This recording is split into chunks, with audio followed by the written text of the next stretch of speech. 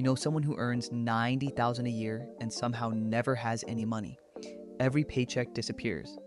Every month is a scramble. And then you know someone earning $55,000 who just bought their second rental property. No inheritance, no side business, no lucky stock picks.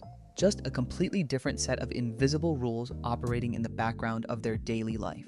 The gap between these two people has nothing to do with talent, luck, or income. The gap is a handful of quiet financial habits that almost nobody thinks about, and the few who do think about them almost never act on them. Today, I am walking you through 12 minimalist rules that create financial freedom.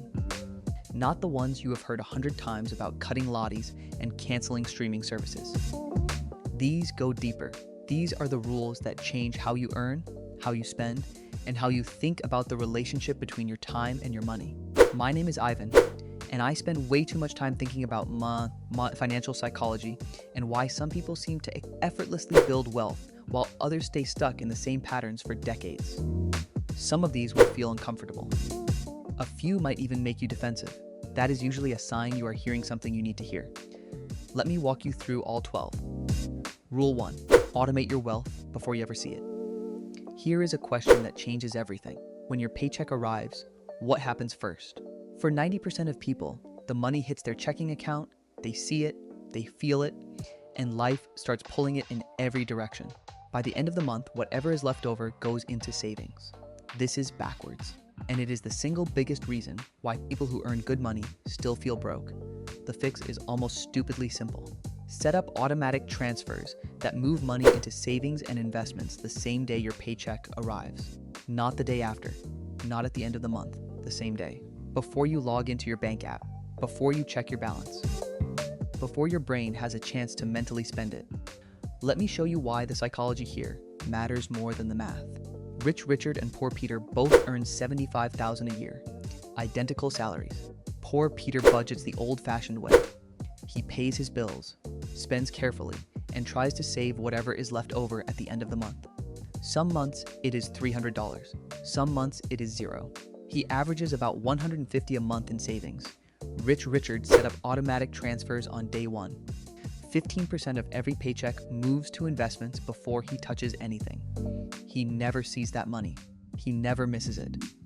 His lifestyle simply adjusted to the remaining 85%, and it happened so gradually he barely noticed. After 10 years, Poor Peter has saved roughly $18,000. Rich Richard, investing that same 15% consistently at an average 7% annual return, has over $160,000. Same salary, same city, same decade, completely different outcome. And Rich Richard never once had to white-knuckle a budget or talk himself out of a purchase. The money just moved before his brain could interfere. A Fidelity study found that the average self-made American millionaire who reaches that milestone by age 59 saved 14% of their gross income automatically. Not through discipline, through automation. They understood something critical. Willpower is a terrible saving strategy. Systems are a reliable one. If you do nothing else from this entire list, do this one. Split your direct deposit so at least 10% goes to a separate account you do not check daily. Your future self will absolutely remember the six-figure account balance. Rule 2. Stop paying the convenience tax. There is an invisible surcharge on modern life that almost nobody tracks. It does not show up as a line item on your budget. It does not feel like spending, but it drains thousands from your accounts every single year. I call it the convenience tax. It is the extra $4 for delivery instead of picking up your own food. The $6 express shipping because you did not want to wait 3 days. The $9 ride share for a trip you could have walked in 15 minutes. The pre-cut vegetables that cost triple what whole ones do. The premium gas station on the corner instead of the one half a mile down the road. Each one of these feels like nothing. $2 here, $5 there. But here is what happens when you actually track them. Poor Peter orders delivery 3 times a week. Average delivery fee plus tip is about $8 per order. That is $24 a week just in delivery premiums, not counting the markup on the food itself. Over a year, that is $1,248 just in fees. Add the food markup, and he is spending close to $3,000 annually for the privilege of not driving 10 minutes. Rich Richard picks up his own food when he orders out. He buys whole vegetables instead of pre-cut. He uses standard shipping instead of express. None of these feel like sacrifices. They feel like normal behavior. And they save him over $3,000 a year without a single moment of deprivation. The convenience economy is designed to be invisible. Every app and premium option is engineered to make the extra cost feel negligible. Individually, each one is. Collectively, convenience spending is one of the largest invisible budget categories in the average household. The minimalist rule is simple. Before you pay for convenience, ask yourself one question. Is this saving me time I will actually use productively? Or is it just saving me from a mild inconvenience? If the answer is the second one, do it yourself. The money you save will compound. The slight effort will not. Rule 3. Kill the I deserve it trigger. This one is going to sting for some people, but it needs to be said. You had a hard day at work. You are stressed. You are tired. A voice in your head says, you know what? I have been working hard. I deserve something nice.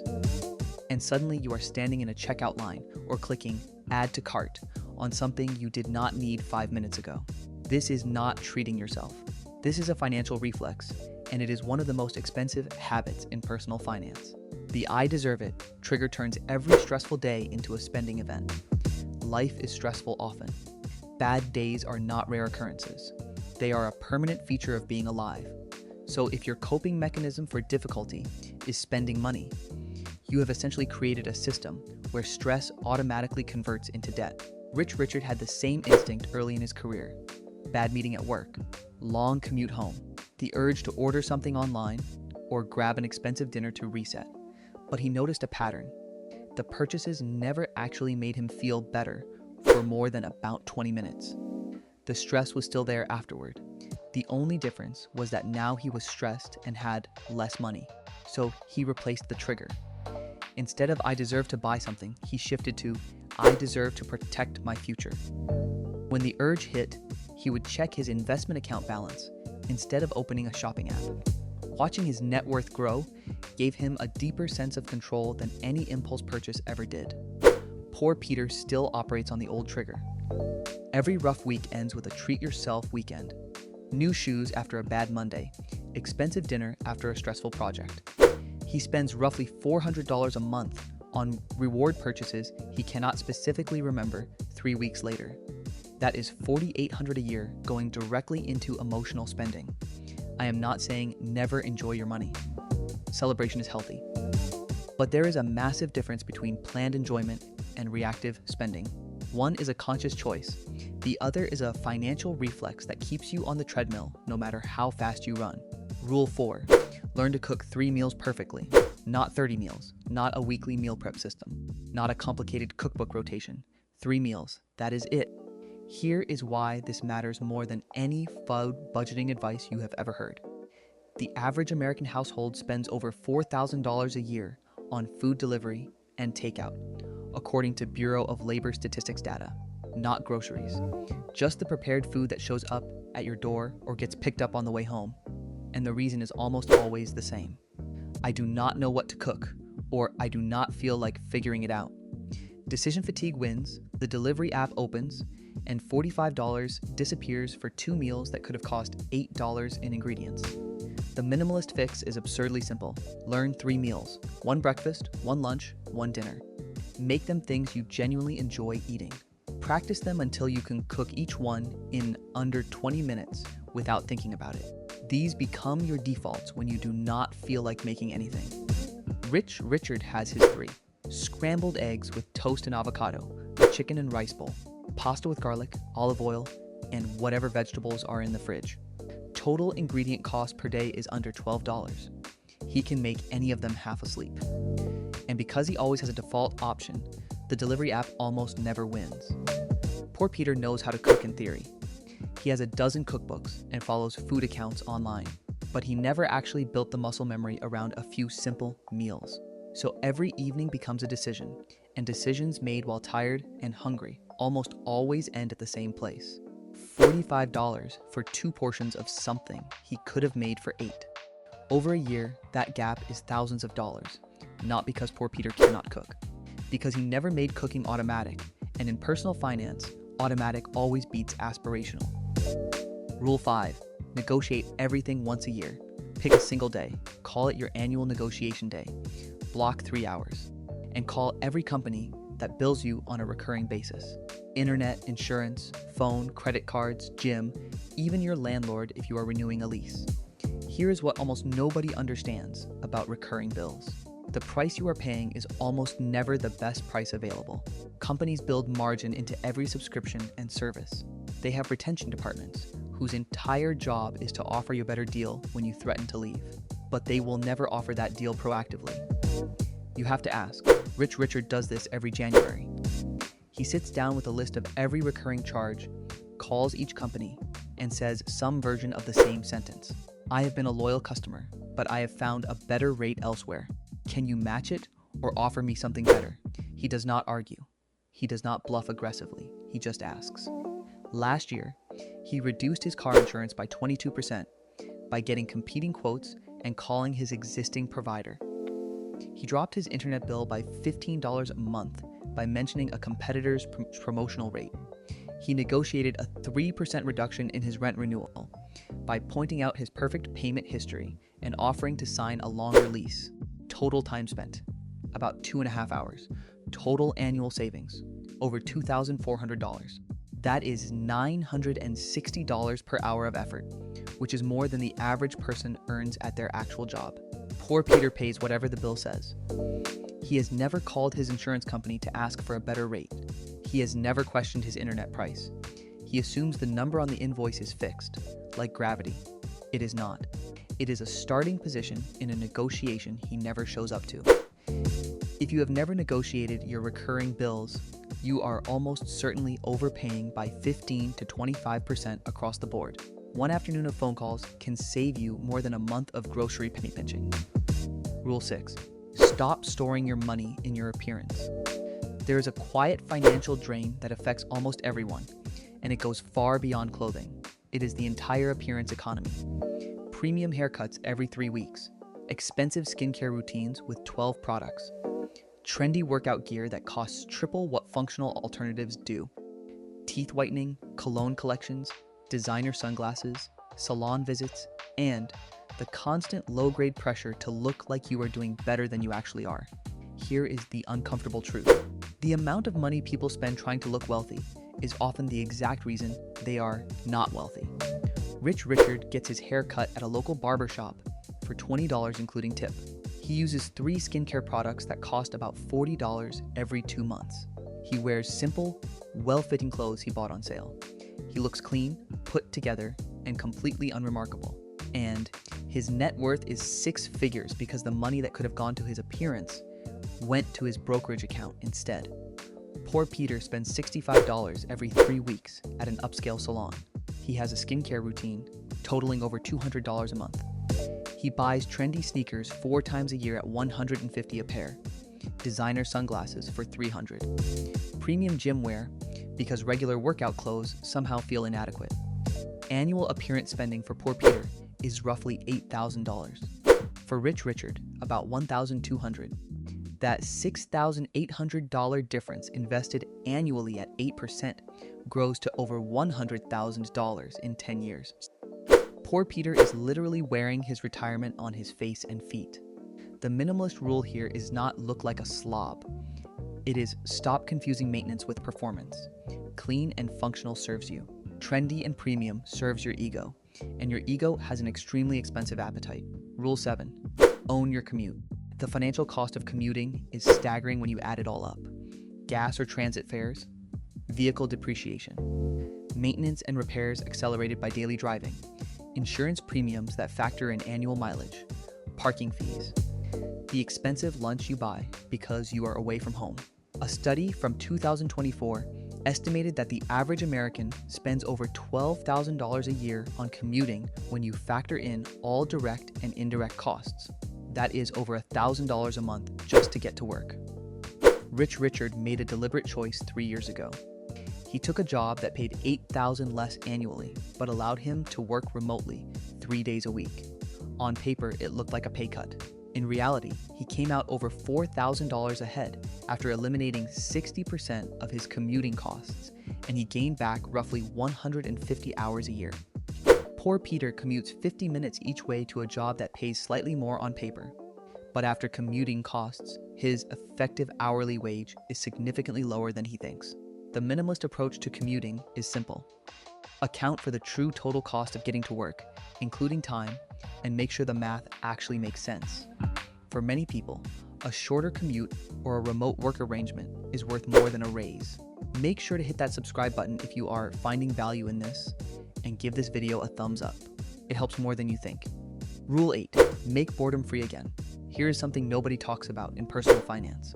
A huge percentage of spending is not driven by need, desire, or even impulse. It is driven by boredom.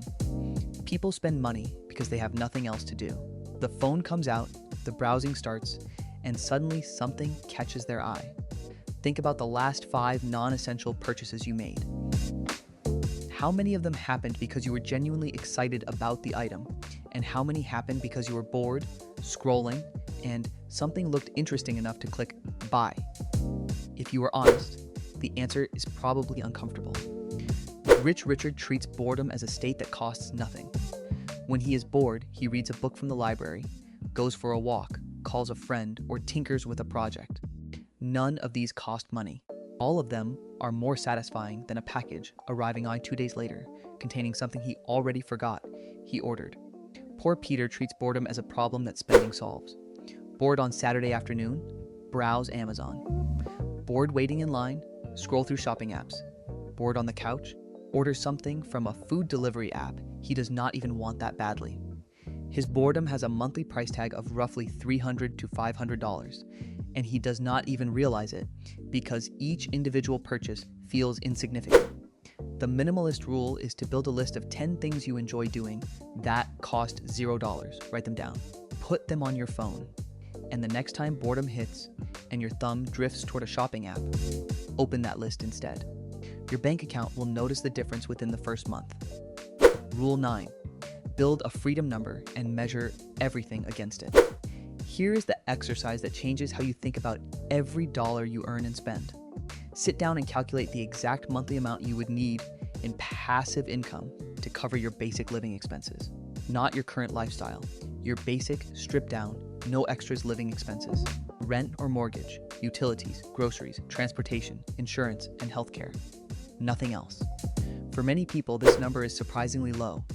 Maybe $2,500 a month, maybe $3,000, maybe $3,500 depending on where you live.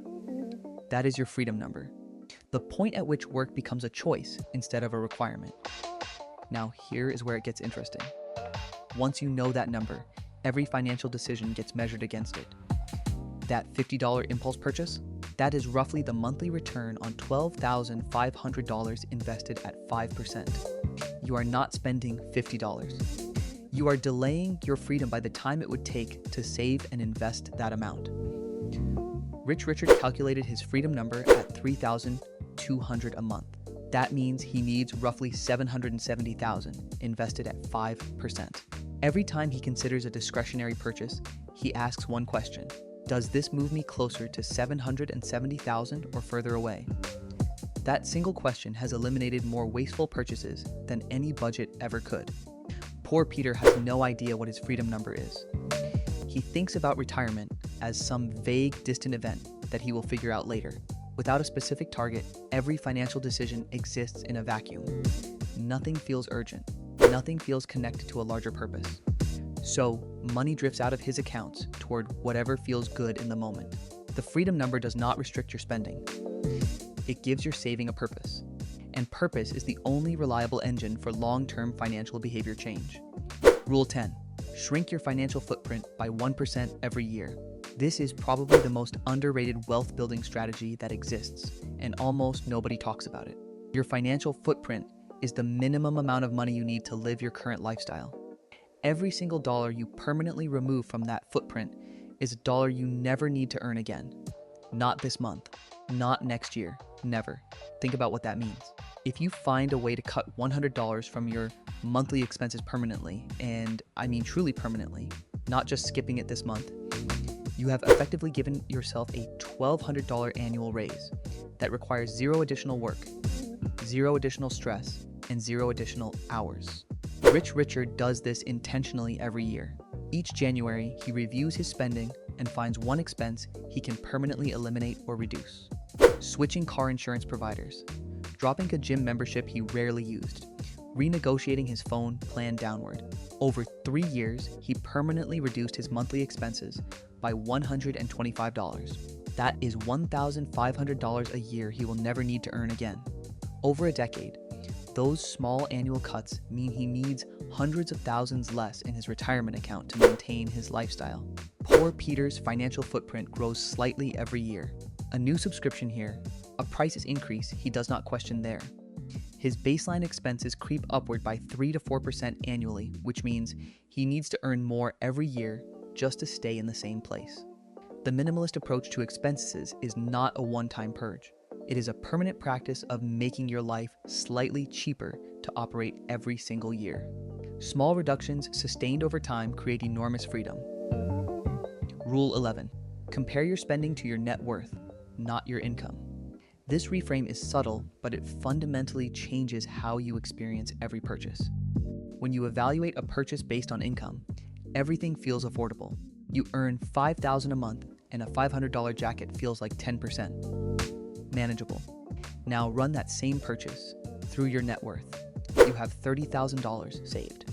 That $500 jacket is 1.7% of your entire life's accumulated wealth. Every dollar you have ever managed to keep. Feels different, does it not? Rich Richard evaluates discretionary spending against his net worth of $180,000. A $500 impulse purchase is 0.28%, small enough to be reasonable if the purchase matters, but large enough to make him pause and ask if it does. Poor Peter evaluates spending against his income of $6,000 a month, even though he only has $8,000 saved. A $500 purchase feels like 8% of monthly income. Easy to justify, but it is actually 6.25% of his entire net worth. This is why high-income people can be broke, and moderate-income people can be wealthy. The income lens creates an illusion of affordability. The net worth lens shows you what you are actually trading. When you start measuring purchases against what you have built, instead of what flows through your accounts, spending decisions become dramatically more honest. Rule 12. Monetize what you already know instead of working more hours. The traditional advice for earning more is simple. Work overtime, get a second job, grind harder. And for some people in some situations, that is necessary.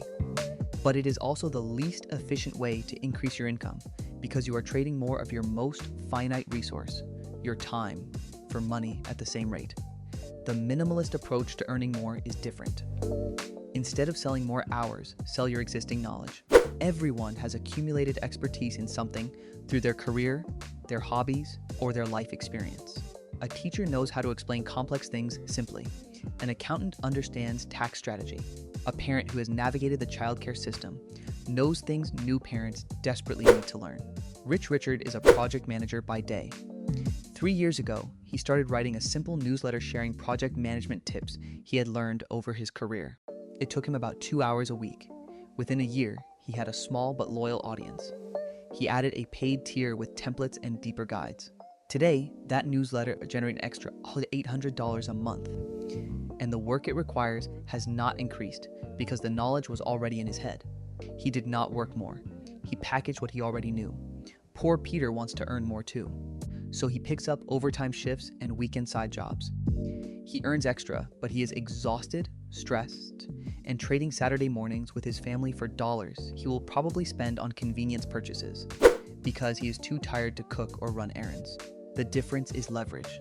Rich Richard created an asset, a body of organized knowledge that earns money whether he is working or not.